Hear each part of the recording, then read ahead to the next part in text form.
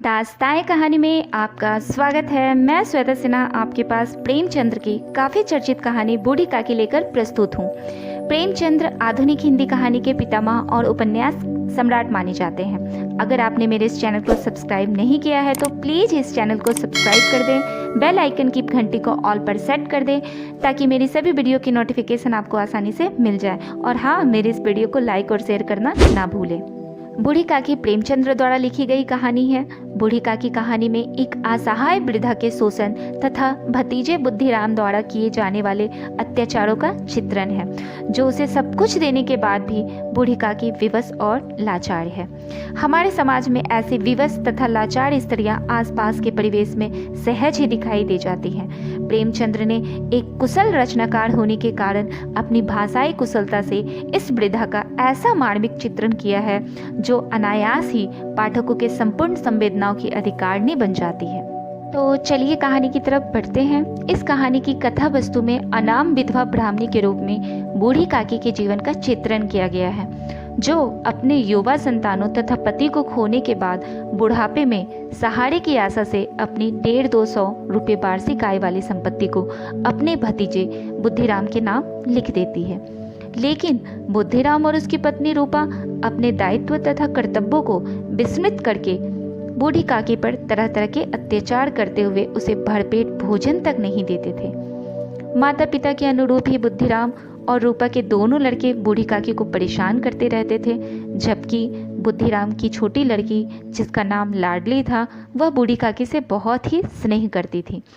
आँखों व हाथ पैरों से लाचार वृद्धा को अपनी बालकों जैसी आतुरता के कारण रूपा और बुद्धिराम से बार बार अपमानित होना पड़ता है। एक बार बुद्धिराम के बड़े पुत्र मुखराम का तिलक उत्सव होता है। रात का समय था। बुद्धिराम के द्वार पर शहनाइयां बज रही थी और गांव के बच्चों का झुंड विस्मयपूर्ण नेत्रों से गाने का रसवादन कर रहा था। चारपाइयों पर मेहमान विश्राम करते हुए नैयों से मुक्कियां लगवा रहे थे। समीप ही खड़ा हुआ भट्ट विरदावली सुना रहा था और कुछ भावज्ञ मेहमानों की वाहवाह पर ऐसे खुश हो रहा था मानो यह वाहवाह का यथार्थ में वही अधिकारी है। दो एक अंग्रेजी पढ़े हुए नवयुवक इन व्यवहारों से उदासीन थे। वे इस गवार मंडली में बोलना तथा सम्मिलित होना अपनी प्रतिष्ठा के प्रतिकूल समझते थे। आज बुद्धिराम के बड़े लड़के मुखराम का तिलक आया है, यह उसी का उत्सव है। घर के भीतर स्त्रियां गा रही थी और रूपा मेहमानों के लिए भोजन के प्रबंध में व्यस्त थी। भट्टियों पर कड़ाह चल रहे थे। एक में पूरियां कचौरियां निकल रही थी तो दूसरे में अन्य पकवान बनते थे। एक बड़े हंडे में मसालेदार तरकारी पक रही थी। घी और मसाले की क्षुधावर्धक सुगंधी चारों ओर फैली हुई थी। बूढ़ी काकी अपनी कोठरी में शोक में विचार की भांति बैठी हुई थी। यह स्वाद मिश्रित सुगंधी उन्हें बेचैन कर रही थी। वे मन ही मन विचार कर रही थी, संभवतः मुझे पूरियां न मिलेगी। इतनी देर हो गई, कोई भोजन लेकर आया नहीं। मालूम होता है सब लोग भोजन कर चुके हैं। मेरे लिए कुछ न बचा, यह सोचकर उन्हें रोना आया, परंतु अब शकुन के भय से वह रो न सकी। आहा, कैसी सुगंधी! अब मुझे कौन पूछता है। जब रोटियों के लाले पड़ रहे हैं तब ऐसे भाग्य कहाँ कि भरपेट पूरियां मिले। यह विचार कर उन्हें रोना आया। कलेजे में हुक सी उठने लगी, परंतु रूपा के भय से उन्होंने फिर मौन धारण कर लिया। बूढ़ी काकी देर तक इन्हीं दुखदायक विचारों में डूबी रही।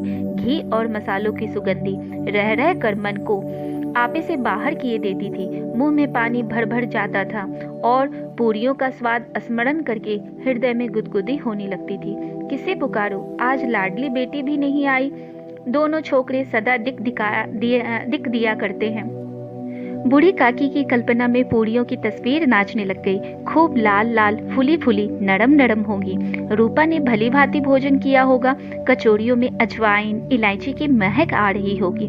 एक पूरियां मिलती तो जरा हाथ में लेकर देखती, क्यों न चलकर कढ़ा के सामने ही बैठूं।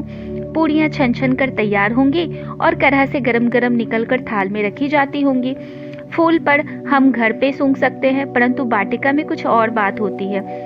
इस प्रकार निर्णय करके बूढ़ी काकी उकूड़ू बैठकर हाथों के बल सरकती हुई बड़ी कठिनाई से चौखट से उतरती हुई धीरे धीरे रेंगती हुई कढ़ा के पास आ बैठी। यहाँ आने पर उन्हें उतना ही धैर्य हुआ जितने भूखे कुत्ते को खाने वाले सम्मुख बैठने से होता है। रूपा उस समय कार्यभार में उद्विग्न हो रही थी।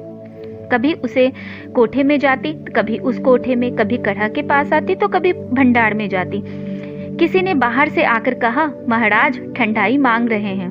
ठंडाई देने लगी। इतने में फिर किसी ने आकर कहा, भाट आया है, उसे कुछ दे दो। भाट के लिए सीधा निकाल रही थी कि एक तीसरे आदमी ने आकर पूछा, अभी भोजन तैयार होने में कितना विलंब है, जरा ढोल मजीरा उतार दो। बेचारी अकेली स्त्री दौड़ते दौड़ते व्याकुल हो रही थी, झुंझलाती थी, कुटती थी, परंतु क्रोध प्रकट करने का अवसर ना पाती थी। भय होता कहीं पड़ोसिन यह न कहने लगे। इतने में उबल पड़ी। प्यास से कंठ सूख रहा था, गर्मी की मारे फूकी जा रही थी, परंतु इतना भी अवकाश नहीं था कि जरा पानी पी ले अथवा पंखा लेकर झले। यह भी खटका था कि जरा आंख हटी तो चीजों की लूट मची। इस अवस्था में उसने बूढ़ी काकी को कढ़ा के पास बैठी देखा तो जल गई। क्रोध न रुक सका। इसका भी ध्यान न रहा कि पड़ोसिनी बैठी हुई है, मन में क्या कहेंगी, पुरुषों के लोग सुनेंगे तो क्या कहेंगे। जिस प्रकार मेढक केचुए पर झपटता है, उसी प्रकार वह बूढ़ी काकी पर झपटी और उन्हें दोनों हाथों से झटक कर बोली, ऐसे पेट में आग लगे, पेट है या भार, कोठरी में बैठते हुए क्या दम घुटता था। अभी मेहमानों ने नहीं खाया, भगवान का भोग नहीं लगा, तब तक धैर्य न हो सका, आकर छाती पर हो गई सवार। जल जाए ऐसी जीव, दिन भर खाती ना होती तो ना जाने किसकी हाड़ी में मुंह डालती। गांव देखेगा तो क्या कहेगा, बुढ़िया भरपेट खाने को नहीं पाती, तभी तो इस तरह मुंह बाए फिरती है। डायन ना मरे ना माछा छोड़े, नाम बेचने पर लगी है, नाक कटवा कर दम लेगी, इतना ठूसती है, ना जाने कहाँ भस्म हो जाता है। भला चाहती है तो जाकर कोठरी में बैठो, जब घर के लोग खाने लगेंगे तब तुम्हें भी मिलेगा। तुम कोई देवी नहीं हो, चाहे किसी के मुंह में पानी ना जाए, परंतु तुम्हारी पूजा पहले ही हो जावे। बूढ़ी काकी ने सिर उठाया, न रोई न बोली, चुपचाप रेंगती हुई अपनी कोठरी में चली गई। आवाज ऐसी कठोर थी कि हृदय और मस्तिष्क की संपूर्ण शक्तियां, संपूर्ण विचार और संपूर्ण भार उसी ओर आकर्षित हो गए थे। नदी में जब कगार पर कोई बृहद खंड कट कर गिरता है तो आसपास का जल समूह चारों ओर उसी स्थान को पूरा करने के लिए दौड़ता है। बूढ़ी काकी अपनी कोठरी में जाकर पश्चाताप कर रही थी कि मैं कहां से कहां आ गई। उन्हें रूपा पर क्रोध नहीं था, अपनी जल्दबाजी पर दुख था। सच ही तो है, जब तक मेहमान लोग भोजन ना कर चुकेंगे, घर वाले कैसे खाएंगे। मुझे इतनी देर भी ना रहा गया, सबके सामने पानी उतर गया। अब जब तक कोई बुलाने ना आवेगा मैं नहीं जाऊंगी। मन ही मन इसी प्रकार का विचार कर वह बुलाने की प्रतीक्षा करने लग गई। उन्हें एक एक पल एक एक युग के समान मालूम होता था। अब पत्तल बिछ गई होंगी, अब मेहमान आ गए होंगे, लोग हाथ पैर धो रहे होंगे, नाई पानी दे रहा होगा, मालूम होता है लोग खाने बैठ गए होंगे। यह विचार कर वह मन को बहलाने के लिए लेट गई। धीरे धीरे एक गीत गुनगुनाने लगी। उन्हें मालूम हुआ मुझे गाते देर हो गई। क्या इतनी देर तक लोग भोजन कर रहे होंगे? किसी की आवाज तक नहीं आई। अवश्य ही लोग खा पी कर चले गए होंगे, मुझे कोई बुलाने नहीं आया। रूपा चिढ़ गई है, क्या जाने ना बुलाए। यही सोचती सोचती उन्होंने निश्चय किया कि वह उकुरू बैठकर हाथों के बल सरकती हुई आंगन में आई। परंतु हाय दुर्भाग्य, अभिलाषा ने अपने पुराने स्वभाव के अनुसार समय की मिथ्या कल्पना ही की थी। मेहमान मंडली अभी बैठी हुई थी। कोई खाकर उंगलियां चाटता था तो कोई तिरछे नेत्रों से देखता था, और लोग अभी खा ही रहे थे। कोई इस चिंता में था कि पत्तल पर पूड़ियां छूटी जाती है, किसी तरह इन्हें भीतर रख लेता। कोई दही खाकर जीभ चटकारता था, परंतु दूसरा दोना मांगते संकोच करता था कि इतने में ही बूढ़ी काकी रेंगती हुई उनके बीच में जा पहुंची। कई आदमी चौंक कर उठ खड़े हो गए, पुकारने लगे, अरे यह बुढ़िया कौन है? यह कहां से आ गई? देखो किसी को छूना दे। पंडित बुद्धिराम काकी को देखकर क्रोधित से तिलमिला गया। पूड़ियां का थाल लिए खड़े थे और थाल को जमीन पर पटक दिया, और जिस प्रकार निर्दयी महाजन अपने किसी बेईमान और भगोड़े कर्जदार को देखते ही उसका टेकुआ पकड़ लेता है, उसी प्रकार लपक कर उन्होंने काकी के दोनों हाथ पकड़े और घसीटते हुए लाकर उस अंधेरी कोठरी में धम से पटक दिया। आशा रूपी बाटिका लू के एक झोंके में नष्ट विनष्ट हो गई। मेहमान ने भोजन किया। काकी के बुढ़ापे पर, दीनता पर, हत ज्ञान पर किसी को करुणा न आई थी। अकेली लाडली उनके लिए कुढ़ रही थी। लाडली को काकी से अत्यंत प्रेम था। बेचारी भोली लड़की थी, बाल विनोद और चंचलता में उसमें गंध तक न थी।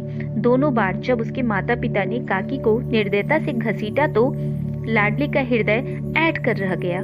वह झुंझला रही थी कि यह लोग काकी को क्यों नहीं बहुत सी पूरियां दे देते। क्या मेहमान सबके सब खा जाएंगे? और यदि काकी ने मेहमानों के पहले खा भी लिया तो क्या बिगड़ जाएगा? वह काकी के पास जाकर उन्हें धैर्य देना चाहती थी, परंतु माता के भय से न जाती थी। उसने अपने हिस्से की पूरियां बिल्कुल न खाई थी, अपनी गुड़िया की पिटारी में बंद करके रखी हुई थी। उन पूरियों को काकी के पास ले जाना चाहती थी। उसका हृदय अधीर हो रहा था। बूढ़ी काकी मेरी बात सुनते ही उठ बैठेगी, पूरियां देखकर कैसी प्रसन्न होंगी, मुझे खूब प्यार करेंगी। को 11 बज गए थे। रूपा आंगन में पड़ी सो रही थी। लाडली की आंखों में नींद कहाँ। काकी को पूरियां खिलाने की खुशी उसे सोने न देती थी। उसने गुड़िया की पिटारी सामने ही रखी थी। जब विश्वास हो गया कि अम्मा सो रही है तो वह चुपके से उठी और विचारने लग गई, कैसे चलूं? चारों ओर अंधेरा था, केवल चूल्हों में आग चमक रही थी और चूल्हों के पास एक कुत्ता लेटा था। लाडली की दृष्टि द्वार के सामने वाले नीम की ओर गई। उसे मालूम हुआ उस पर हनुमान जी बैठे हुए हैं। उनकी पूंछ, उनकी गदा सब स्पष्ट दिखाई दे रहे थे। मारे भय के सामने उसने आंखें बंद कर ली। इतने में कुत्ता उठ बैठा और लाडली को ढाढ़स हुआ। कई सोए हुए मनुष्यों के बदले एक भागता हुआ कुत्ता उसके लिए अधिक धैर्य का कारण हुआ। उसने पिटारी उठाई और बूढ़ी काकी की कोठरी की ओर चली। बूढ़ी काकी को केवल इतना स्मरण था कि किसी ने मेरे हाथ पकड़कर घसीटे। फिर ऐसा मालूम हुआ जैसे कोई पहाड़ पर उड़ाए लिए जाता है। उनके पैर बार बार पत्थरों से टकराए। तब किसी ने उन्हें पहाड़ पर से पटका और वो मूर्छित हो गई। लाडली बूढ़ी काकी के पास आती है। सहसा उनके कानों में आवाज आई, काकी उठो, मैं पूरियां लाई हूँ। काकी ने लाडली की बोली पहचानी, चटपट उठकर बैठ गई और दोनों हाथों से लाडली को टटोला, फिर उसे गोद में बिठाया। लाडली ने पूरियां निकाल कर दी। काकी ने पूछा, क्या तुम्हारी अम्मा ने दी है? लाडली ने कहा, नहीं, ये मेरे हिस्से की है। काकी पूरियों पर टूट पड़ी। 5 मिनट में ही पूरियां पिटारी खाली हो गई। लाडली ने पूछा, काकी पेट भर गया? जैसे थोड़ी सी वर्षा ठंडक के स्थान पर और गर्मी पैदा कर देती है, उसी भांति इन थोड़ी सी पूरियों ने काकी की क्षुधा और इच्छा को और भी उत्तेजित कर दिया। बोली, नहीं बेटी, जाकर अम्मा से और मांग लाओ। लाडली ने कहा, अम्मा सोती है, जगाऊंगी तो मारेगी। काकी ने पिटारा को फिर टटोला। उसमें कुछ खुरचन गिरे थे, उसे निकालकर वो खा गई। बार बार होठ चाटती थी, चटकारे भरती थी। काकी का अधीर मन इच्छा के प्रबल बहाव में बह गया। उचित और अनुचित का विचार जाता रहा। वे कुछ देर तक उस इच्छा को रोकती रही। सहसा लाडली से बोली, मेरा हाथ पकड़कर वहां ले चलो जहां मेहमानों ने बैठकर भोजन किया है। लाडली उनका अभिप्राय समझ न सकी। उसने काकी का हाथ पकड़ा और ले जाकर झूठे पत्तलों के पास बैठा दिया। दिन क्षुधातुर हत ज्ञान बुढ़िया पत्तलों के टुकड़ों के पास बैठकर चुन चुन कर भक्षण करने लगी। ओह, दही कितना स्वादिष्ट था, कचौड़ियाँ कितनी सलोनी, खस्ता कितने सौकोमल। काकी बुद्धिहीन होते हुए भी यह जानती थी कि मैं जो काम कर रही हूँ वो मुझे कदापि नहीं करना चाहिए। मैं दूसरों के जूठे पत्तल चाट रही हूँ। परंतु बुढ़ापा तृष्णा रोग का अंतिम समय है, जब संपूर्ण इच्छाएं एक ही केंद्र पर आ लगती है। बूढ़ी काकी में यह केंद्र उनकी सौदेंद्रिय थी। ठीक उसी समय रूपा की आंखें खुली। उसे मालूम हुआ लाडली मेरे पास नहीं है। उसे वहां ना पाकर वह उठी तो क्या देखती है, लाडली जूठे पत्तलों के पास चुपचाप खड़ी है और बूढ़ी काकी पत्तलों पर पूरियों के टुकड़े उठा उठा कर खा रही है। रूपा का हृदय सन्न हो गया। एक ब्राह्मणी दूसरों की जूठी पत्तले टटोले, इससे अधिक शोकमय दृश्य असंभव था। यह वह दृश्य था जिसे देखकर देखने वालों के हृदय कांप उठते। ऐसा प्रतीत होता मानो जमीन रुक गई, आसमान चक्कर खा रहा, संसार पर कोई आपत्ति आने वाली है। रूपा को क्रोध न आया। शोक के सम्मुख क्रोध कहा। उसने सच्चे हृदय से गगन मंडल की ओर हाथ उठाकर कहा, परमात्मा मेरे बच्चों पर दया करो, इस अधर्म का दंड मुझे मत दो, नहीं तो मेरा सत्यानाश हो जाएगा। रूपा को अपनी स्वार्थपरता और अन्याय इस प्रकार प्रत्यक्ष रूप से कभी न देख पड़े थे। वह सोचने लगी, हाय कितनी निर्दय हूँ मैं, जिसकी संपत्ति से मुझे 200 रुपया वार्षिक आय हो रही है, उसकी यह दुर्गति और मेरे कारण। हे दयामय भगवान, मुझसे बड़ी भारी चूक हुई, मुझे क्षमा करो। आज मेरे बेटे का तिलक था, सैकड़ों मनुष्य ने भोजन पाया, मैं उनके इशारों की दासी बनी रही, अपने नाम के लिए सैकड़ों रुपये व्यय कर दिए, परंतु जिसकी बदौलत हजारों रुपये खाए उसे इस उत्सव में भरपेट भोजन न दे सकी, केवल इसी कारण तो यह वृद्धा असहाय है। रूपा ने दिया जलाया, अपने भंडार का द्वार खोला और एक थाली में संपूर्ण सामग्री सजाकर बूढ़ी काकी की ओर चली। आधी रात जा चुकी थी, आकाश पर तारों के थाल सजे हुए थे और उन पर बैठे हुए देवगण स्वर्गीय पदार्थ सजा रहे थे, परंतु उनमें से किसी को यह परमानंद प्राप्त न हो सकता था जो बूढ़ी काकी को अपने सम्मुख थाल देखकर प्राप्त हुआ था। रूपा ने कंठातुर स्वर से कहा, काकी उठो, भोजन कर लो, मुझसे आज बड़ी भूल हुई, उसका बुरा ना मानना, परमात्मा से प्रार्थना कर दो कि मेरा अपराध क्षमा कर दे। भोले भाले बच्चे की भांति जो मिठाइयाँ पाकर मार और तिरस्कार सब भूल जाता है, बूढ़ी काकी वैसे ही सब कुछ भुला बैठी और खाना खा रही थी। उनके एक एक रोए से सच्ची सदिच्छाएं निकल रही थी और रूपा बैठी इस स्वर्गीय दृश्य का आनंद लेने में निमग्न थी। इसी बिंदु पर कहानी आकर समाप्त होती है। तो बूढ़ी काकी एक मनोवैज्ञानिक कहानी सिद्ध होती है, जिसमें एक तरफ तो वृद्धावस्था की क्रियाशीलता तो दूसरी तरफ बाल्यावस्था, दोनों की मनोवैज्ञानिक की चंचलता और उत्तरदायित्व से युक्त दो पहलुओं को अभिव्यक्त किया गया है। इस कहानी की भाषा शैली काफी सरल और सहज है, जो पाठकों के दिल और दिमाग में छा जाती है। तो आप लोगों को ये कहानी कैसी लगी मुझे कॉमेंट बॉक्स में लिखकर जरूर बताएं। मेरे चैनल को सब्सक्राइब और लाइक जरूर करें। फिर मैं एक नई कहानी के साथ आपके पास आती हूँ। अभी के लिए धन्यवाद।